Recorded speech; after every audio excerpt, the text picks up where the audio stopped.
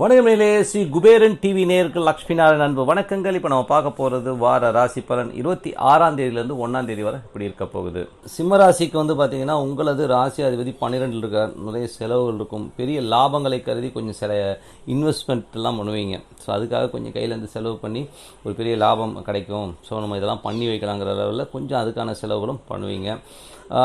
உங்களுக்கு 2ஆம் அதிபதி பார்த்திங்கன்னா அதுவும் 12 இருக்கும்போது குடும்பத்திற்காக நிறைய விஷயங்கள் பிளான் பண்ணுவீங்க. அதுக்கான செலவுகளும் இருக்கும். ஸோ அதெல்லாம் நல்ல விஷயங்கள் தான். ஸோ மறைமுக லாபங்கள் கண்டிப்பாக இருக்குது. ஸோ அதுக்கான ஒரு வியூ, அதுக்கான விஷயங்களை பண்ண ஆரம்பிப்பீங்க. அதனால் நல்ல லாபங்கள் கிடைக்கிற வாய்ப்பும் ரொம்ப சிறப்பாக இருக்குது. 3ஆம் அதிபதி சுக்கிரன் உங்களது ராசியிலே இருக்கிறனால நல்ல முயற்சி, நல்ல சந்தோஷங்கள், குதூகலங்கள், ட்ராவல் பண்ணணும், வெளியில் ஊர் சுற்றலாமா, எங்கேயாச்சும் ட்ராவல் போகலாமாங்கிற விஷயங்கள் இருக்கும். சில பேருக்கு புதிய ஒப்பந்தங்கள் மூலியமாக நல்ல லாபங்கள் கிடைக்கிறதுக்கான வாய்ப்பும் ரொம்ப சிறப்பாக இருக்குங்க. பிஸ்னஸ் சம்மந்தமான விஷயங்கள் நிறைய பிளான் பண்ணுவீங்க. நிறைய ஸ்கெட்ச் போட்டு ஏதாச்சும் பெருசாக பண்ணணுங்கிற எண்ணங்கள்லாம் ரொம்ப நல்லாயிருக்கும். நாளில் கேது. ஸோ நாளில் கேது இருக்கிறது பார்த்திங்கன்னா தாயாரோட உடல்நிலை சார்ந்த விஷயங்களை ரொம்ப கவனமாக இருக்கணும். அதுவும் அம்மாவுடைய உடல் நலத்தில் ஏதாவது சர்ஜரியோ சின்ன சின்ன ஒரு ஸ்டிச்சஸ் போடுற மாதிரியான விஷயம் நடக்கும். அதனால் கொஞ்சம் ஜாகிரதையாக இருங்க. இந்த பாத்ரூமில் டைல்ஸ்லாம் கூட கொஞ்சம் ரஃபாக போட்டுக்கோங்க. சில இடங்களில் பாத்ரூமில் வழிக்குற மாதிரிலாம் வச்சுருப்பாங்க. ஸோ அதெல்லாம் கொஞ்சம் கவனமாக இருந்துக்கிறது ரொம்ப ரொம்ப நல்லது. 5ஆம் அதிபதி. ஸோ 5ஆம் அதிபதியான குரு உங்களுக்கு 7ல் இருக்கிறது.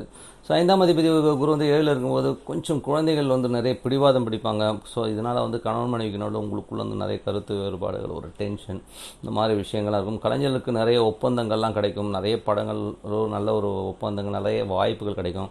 பட் இருந்தாலும் சில நேரங்கள் கொஞ்சம் டிலேயாக நடக்கிற மாதிரி இருக்கும், கொஞ்சம் ஸ்லோவாக போகிற மாதிரி இருக்கும். ஸோ மற்றபடி எல்லாமே சிறப்பு தான். 6. ஸோ 6ஆம் அதிபதியான சனி வக்கரமாக இருக்கிறனால வேலை செய்கிற இடங்களில் கொஞ்சம் அது ஒரு முதல்ல இருந்த ஸ்ட்ரெஸ் எல்லாம் கம்மியாயிடுச்சுங்க. ஏன்னா முதல்ல சனி செவ்வாய் பார்வை இருக்கும், நிறைய பிரச்சனைகள், ரொம்ப டென்ஷன்ஸ்லாம் இருக்கும். ஸோ அதெல்லாம் நீங்கி நல்லா அற்புதமாகவும் சந்தோஷமாக இருக்கிறதுக்கான வாய்ப்புலாம் ரொம்ப சிறப்பாக இருக்குங்க. 7ஆம் அதிபதி. ஸோ 7ல் பார்த்திங்கன்னா குரு.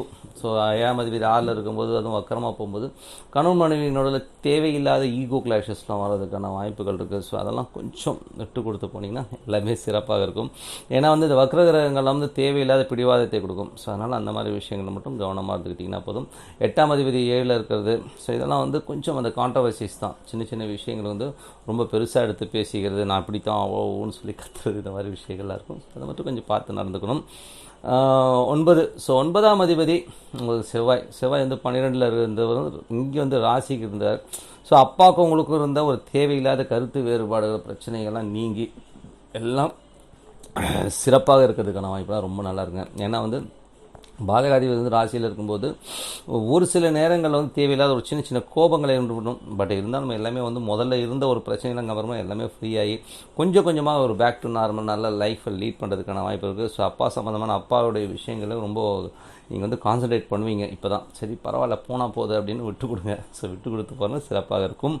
வெளிநாட்டில் இருக்கவங்களுக்கு நிறைய ஒப்பந்தங்கள், புதிய ஒரு வாய்ப்புகள்லாம் கிடைக்கும். ஸோ அதெல்லாம் பயன்படுத்திக்கோங்க. ஸோ இதில் நிறைய வாய்ப்புகள், அதுவும் தொழில் சார்ந்த விஷயங்கள் எல்லாம் பிஸ்னஸ் பண்ணுறவங்களுக்குலாம் நல்ல வாய்ப்புகள் கிடைக்கும். நல்ல ஒரு பெரிய லெவலில் முன்னேறதுக்கான வாய்ப்புகள் நல்லாவே இருக்குது. வெளிநாட்டில் வியாபாரம் பண்ணுறவங்களுக்கு பெரிய லாபங்கள் கருதி நீங்கள் பண்ணுற ஒவ்வொரு விஷயமும் கண்டிப்பாக சக்ஸஸ் ஆகிறதுக்கான வாய்ப்பு ரொம்ப நல்லாவே இருக்குது.